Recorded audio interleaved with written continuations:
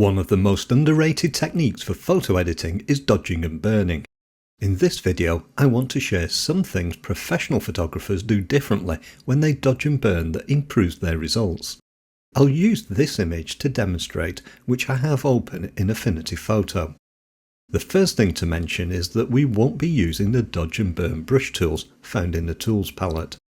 These make what we call destructive changes to the image because they affect the image layer directly and they can't be separated. Instead, I'll add a new empty layer to the image, which is where we'll apply our changes. I'll add it by clicking the new pixel layer icon at the bottom of the Layers Studio panel. I can then set the blend mode of the new layer to overlay.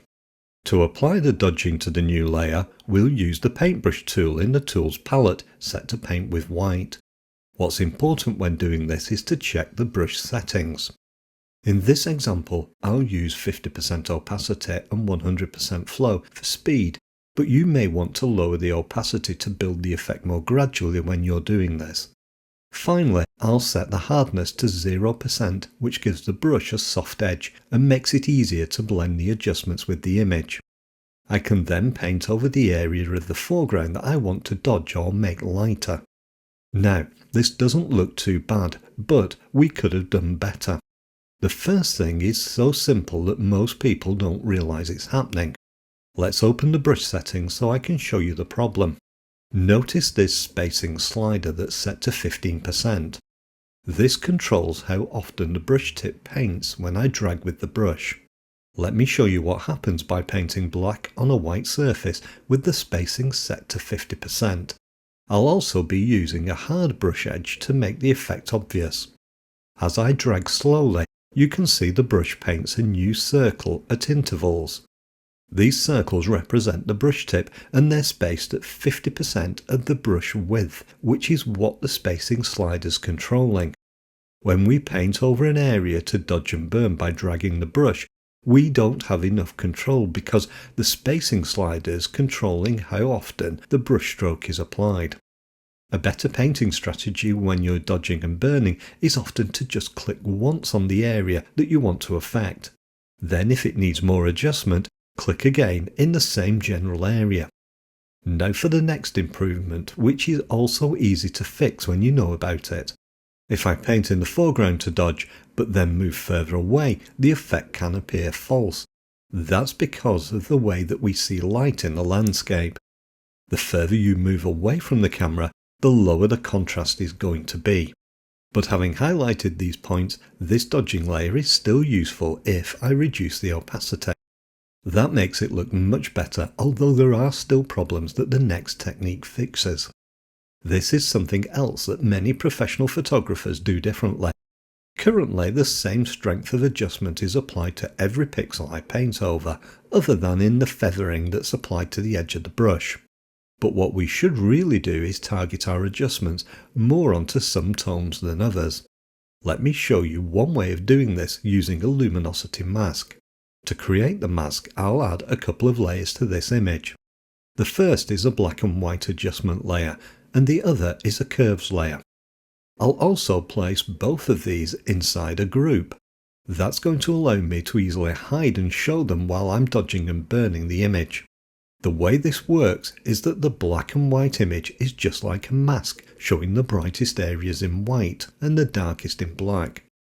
We can then use the curves layer to modify this mask to target different tones. When I adjust the shape of the curve, it changes which areas are dark and which are light. Notice that the shadow areas are now white, but the light areas are black. Imagine this as a mask. The white areas would be what's being selected. To use this to dodge and burn our image, we first need to load it as a pixel selection. We can do this in the Channel Studio panel. There I can right-click on one of the channels and in the pop-up menu choose the Load to Pixel Selection option. I'll then return to the Layers Studio panel and hide the group to show the colour image again. Depending on your selection, you may see marching ants to indicate what's being selected. These can often get in the way, so if you want to hide them, use the View menu and then click the Show Pixel Selection option. Now let's add a new dodge layer as we did before by clicking the new pixel layer icon. We can then set the layer blend mode to overlay. And I'll also reduce the layer's opacity to around 70% while I paint. This is going to give me more flexibility to adjust the strength of the dodging without needing to do more painting, because I can increase the opacity as well as reduce it. I can then paint over the areas that I want to lighten. This time I'll use a single click with the brush at 100% opacity rather than the dragging action. When I think it's looking about right, I can move the opacity slider left and right to refine the strength. Something else that often sets the professional apart from the amateur is how much they attempt to adjust the image on a single layer. The amateur might use a single layer for dodging and burning, while the pro will build up a series of small adjustments on multiple layers. That allows you to then balance the adjustments later using the opacity of each layer. So let's add another dodge layer as we did before. I'll then set the opacity to 75% and the blend mode to overlay. This time, rather than using the same luminosity selection, I'll target a different tonal range. Let's make the luminosity group visible again. I can then adjust the curves layer until I see the area I want to lighten shown in white. This time I want to target the flowers and rocks in the image, so I'll make those lighter. I can go to the Channel Studio panel, right-click on one of the channels and choose the Load to Pixel selection option. This creates a selection from the image. I can then return to the Layers window and hide the group to show the colour image. If the marching ants are visible, I'll hide them using the View menu and the Show Pixel selection option. Then with the new dodge layer selected, I can paint on the heather and rocks to lighten them. As before, I'm using a single click rather than dragging the brush. When I think I've added enough light, I can adjust the layer opacity. And because my dodging is on 3 separate layers, each targeting different tones, I can find the best balance between them. So far, we've been dodging to make areas lighter, but let's look at how to target the sky to intensify the colours using a burn layer. This also uses an empty pixel layer, just like the dodge layer. I'll also set the opacity to 75%, but I'll use the soft light blend mode rather than overlay. I find that soft light often works better for darkening the highlights as it produces a less severe adjustment to the brightest areas. And this is something else that pros do differently. They avoid making adjustments that are too strong, and instead try to keep everything looking natural. To select the brightest areas of the sky, turn on the mask group and go to the curves layer. I'm then going to click the reset button to remove the previous adjustment. This doesn't actually look too bad as a selection now. It targets the brightest areas more than the dark, but it could make some areas of the sky and clouds a little too dark if we use it. To fix that, I'll click the centre of the curve and drag it down. This darkens the clouds in the sky, but leaves the bright areas light. Let's then go to the Channel Studio panel to load this as a selection. As before, right-click on one of the channels and choose the Load to Pixel selection from the menu. Then go back to the Layers Studio panel and hide the group.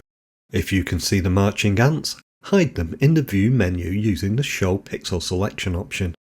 This time I won't paint the adjustment by clicking, but instead by dragging. That's because the sky is a large area of continuous tone. If I use a clicking method of painting, I could end up with a patchy sky that would look false. And because I'll be dragging the brush, I'll reduce the opacity to 20% so that it doesn't become too strong with a single brush stroke. Now, using a large brush to cover the sky, I'll drag from one side to the other. I can then repeat this a few times to achieve the look I want. If the sky on the horizon is still too bright, I'll use a small brush to paint over that. You can then refine the effect by adjusting the layer's opacity slider left and right. Now, as I explained earlier, the spacing slider in the brush tool can have a big effect on results, but the brush tool has other features that you need to know about, which I explain in this video. I'd recommend watching that next. Thanks for watching today, and I hope you've enjoyed the video. Don't forget to subscribe if you haven't already. I'll see you soon for another video.